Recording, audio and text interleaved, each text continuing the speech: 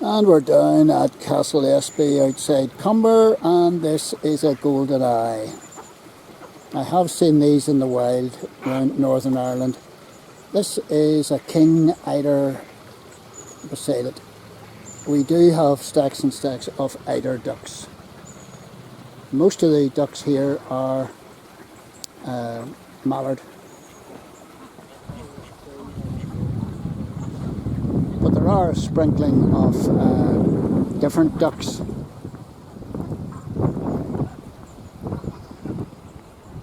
And Castle Espie has done made huge efforts to make this place more visitor friendly. These are red-breasted geese, all the way from Turkey, I think it is. Beautiful bird. And there is a snow goose.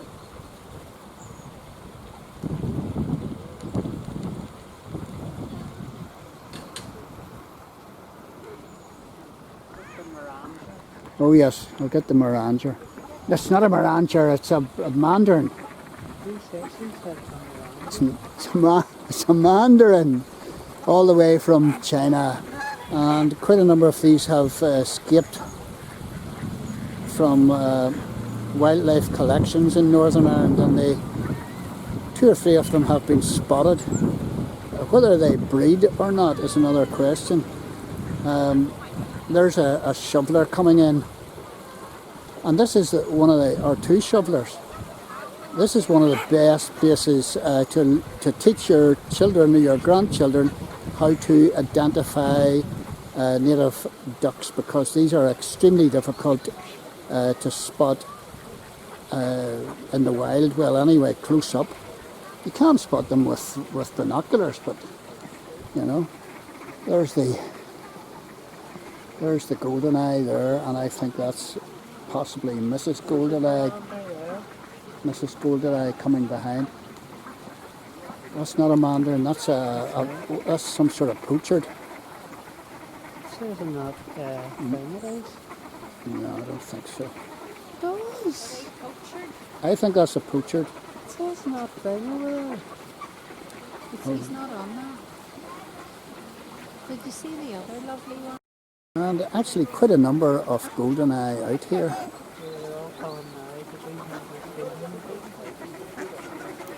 Well, they look like golden eye. They might not just be. Maybe some of them are a wee bit different. I don't know. Looks like a goose of some sort. Like a cabbage on its back. A cabbage on its back.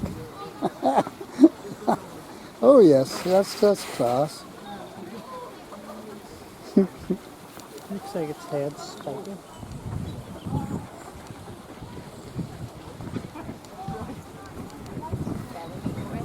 Yeah, there's the red-breasted goose. In fact,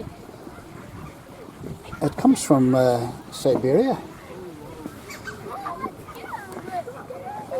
And there's the Hawaiian goose. And it's been reintroduced. It's quite a rare goose. Hi there. And they've got plenty of Hawaiian geese here. I should have shown you one.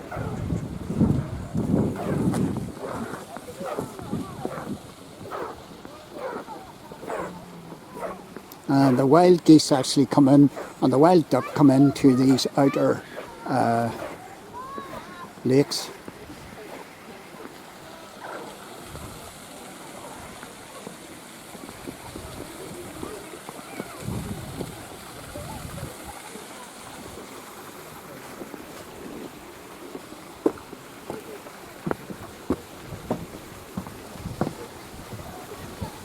There's a few Brent geese running for the water there. They head off to Greenland in the spring, and Northern Ireland is one of their main wintering grounds. These are dark-bellied Brent, I believe. You get light-bellied ones as well. Maybe they're late ones. I can't tell the difference.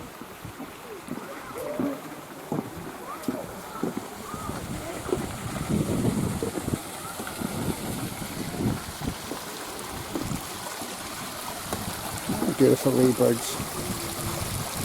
And the colours are some sort of widgeon or teal. And there's female shovelers, I would imagine. See the big beak?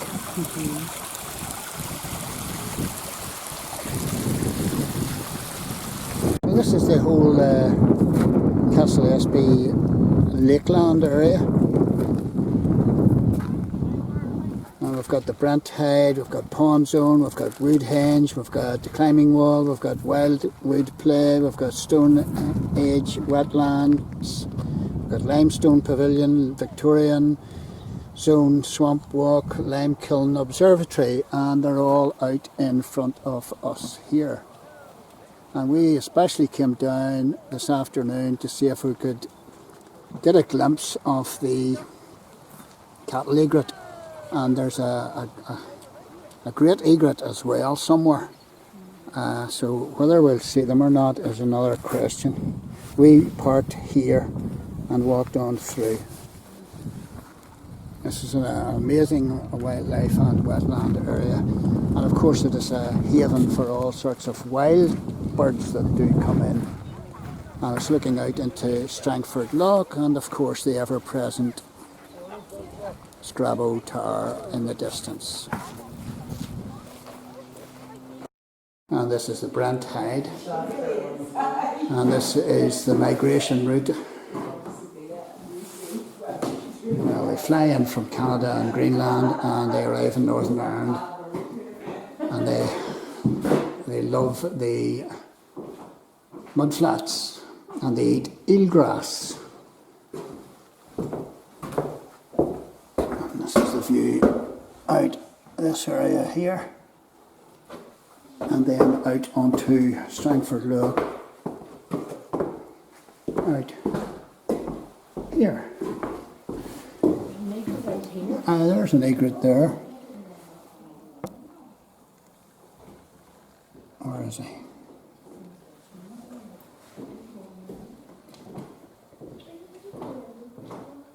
Yeah, there he is.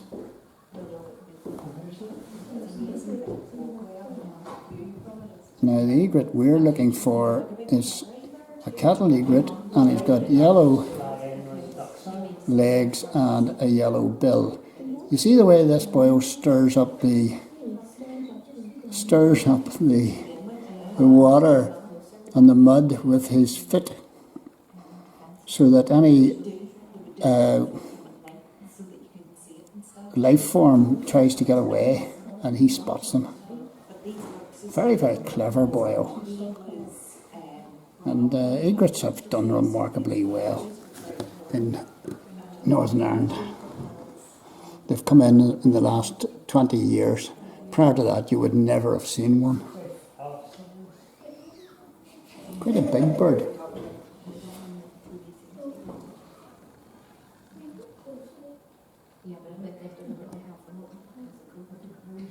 Where did he go? There he is.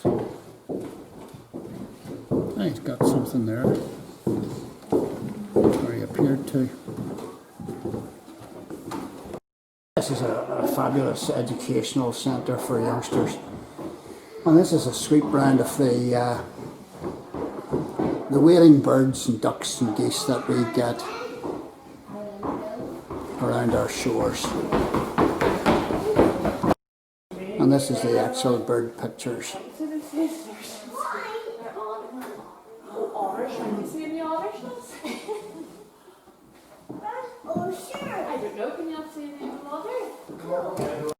And this is the Stone Age area. And we're just going to do some boar hunting. I don't think. And there's a crannog. Is it a crannog they call it? The ancient hut that these kind of folks would have made.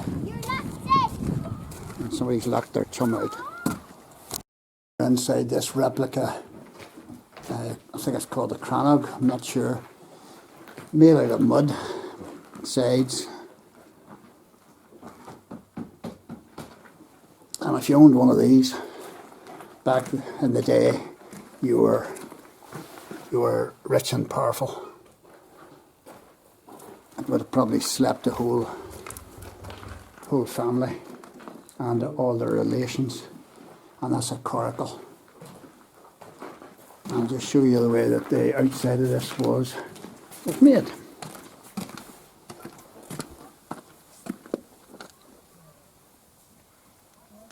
Well done, I have to say.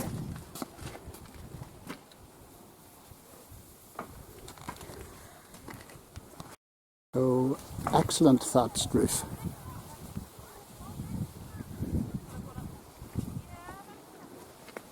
And this is willow at the side here. Now we're looking at a teasel, which would have been used for combing, wouldn't it? Mm-hmm. Combing or, you know, straightening fibres before you, the wool before you used it. Yeah, and there's more. Is this the way this this traditional Stone Age house was made? And we're just talking to one of the groundsmen there, Kevin, and he recognised me. He watches my YouTube videos, would you believe? And I'm all chuffed. And it mentions up on the notice board that otters frequent this lake here. There's something out there, I think it might be dabchick.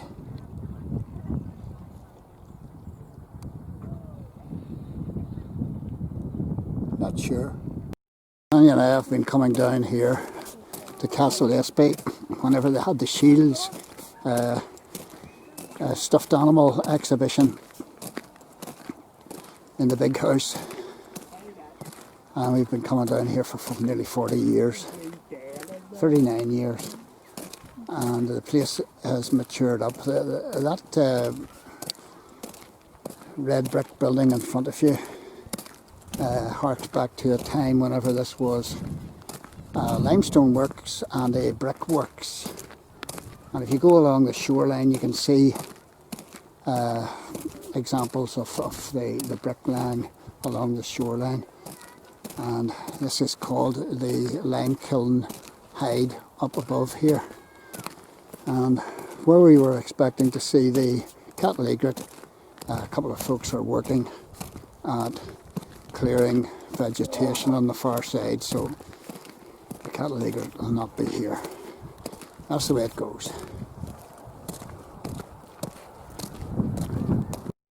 And these are the mud flats, which will be drowned by water whenever the tide comes in again.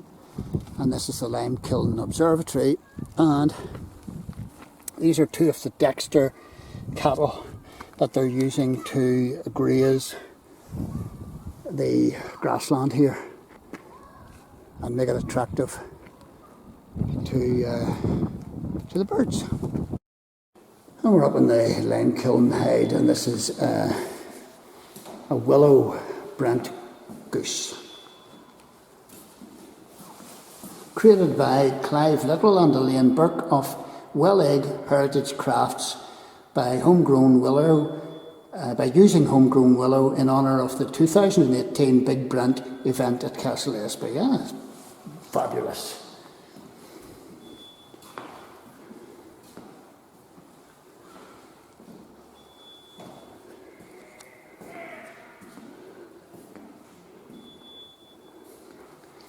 And here's the views that you're getting here.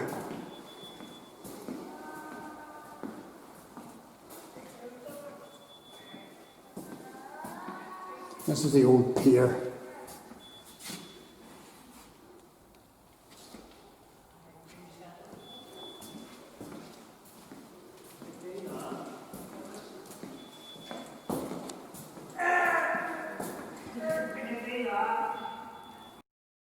And this education notice board tells you a wee bit about this pier and the lime kiln and all the rest of it. Longest pier on the loch. Horse-drawn narrow gauge railway ran from the pier to the lime kiln, carrying fuels for the kiln and taking away quicklime. I presume quicklime was used in building work. And this is a selection again of the wildlife that you would see out on the mudflats.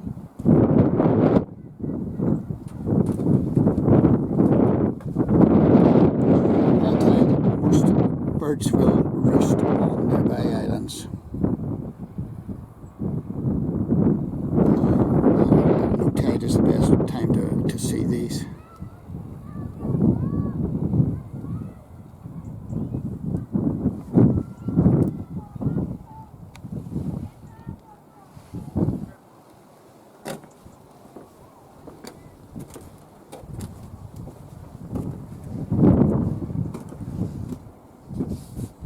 There's birds down in here, sheltered. And these are Brent. And these are from Canada. These are wild birds.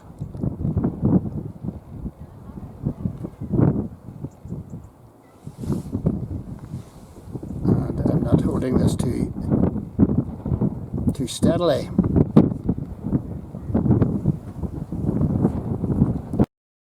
And we're heading into the woodland walk, and this is the last goodbye for the panoramic views over Strangford,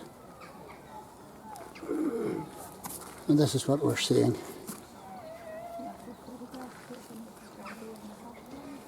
No.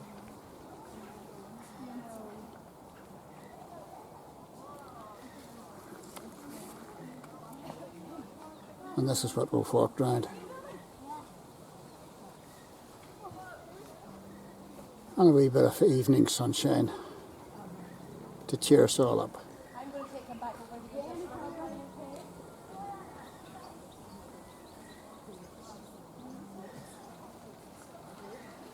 And that island, which is not an island, is called Island Hill.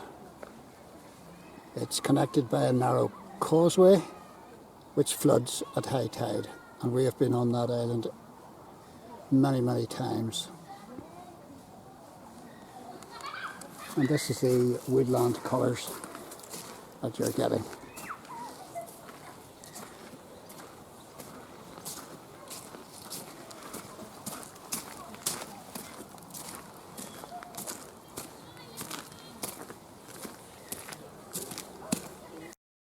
And the floors of the wood are really, really carpeted with, I think these are beech leaves.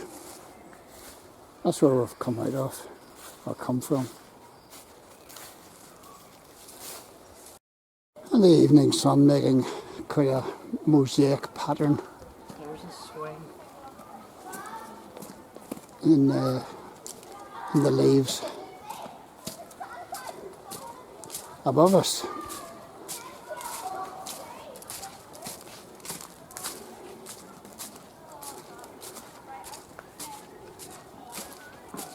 Children's play area over to the right.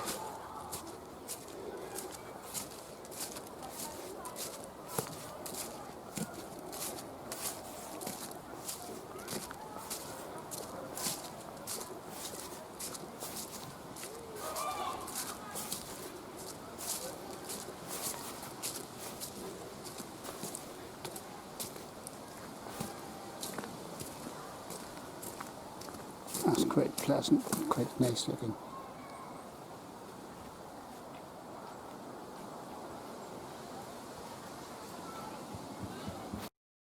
And we're heading back to the visitor centre. Quite an extensive area of woodland here. And we're back overlooking one of the lakes. And this behind me was the gunpowder store. Not sure why they were stored. Oh, this would have been where they would have been storing the gunpowder to blast out the the lime and clay or whatever.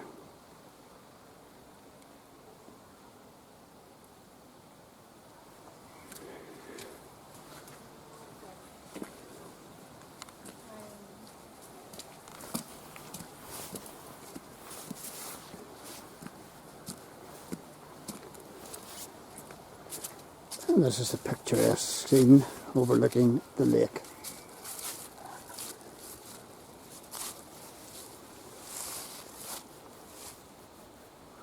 And the wee platform out in the centre might be used for turns in the springtime, summer. Don't know. Got fencing all around it to stop any badgers or foxes swimming out.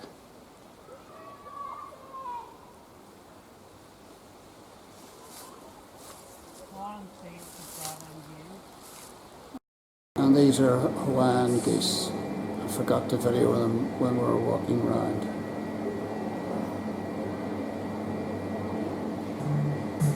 And they're quite rare.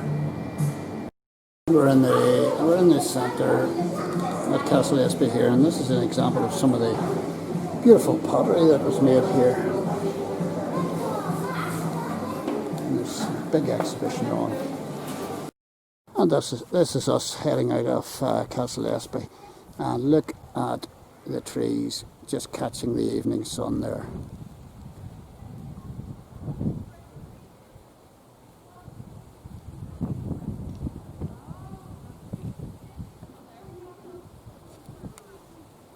Fabulous.